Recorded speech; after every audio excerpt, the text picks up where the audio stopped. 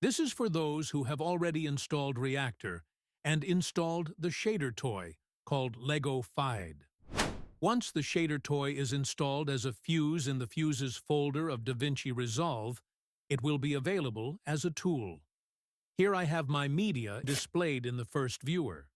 It is a video, but this also works with a still photo. You want to press Shift plus space and type Lego to search for the Legofied node. Then plug the output of the video into the input of the Legofied node. Then connect the output into the media out.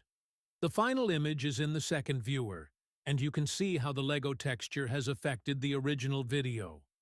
By changing the scale value, we change the image texture. Here I like how 0.027 looks. When we play it back, we see that it looks really textured with the Lego effect.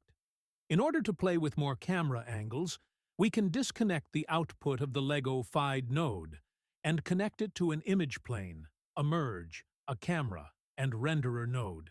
Now we can connect to the media out. In the renderer node, change the renderer type to hardware renderer. Initially, we don't see anything coming out of our final image. Let's go to the Transform tab, down to the Z translation, and move it to 0.62. Now we can see something in our second viewer. Create a keyframe for it at frame 0. Now take the playhead to somewhere around frame 50 and enter in a bigger value, 1.65.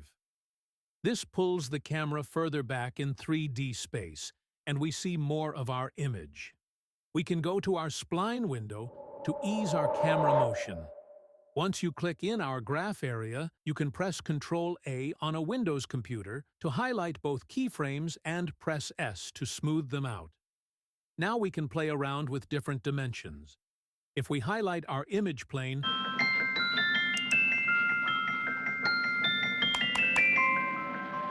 we see we can tilt the X rotation back.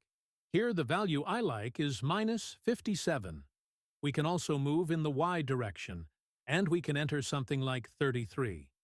We can create keyframes for these values at frame 0. Then, when we take the playhead to frame 50 and go back to the 0 values for both X and Y. When we play it back, we have our motion on our video.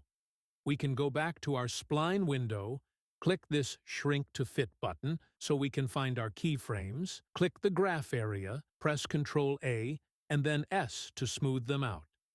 This still really looks heavily textured, so we can actually go into the Legofied node and change some settings. At frame 50, just as the camera has zoomed out, we can keyframe this scale value here.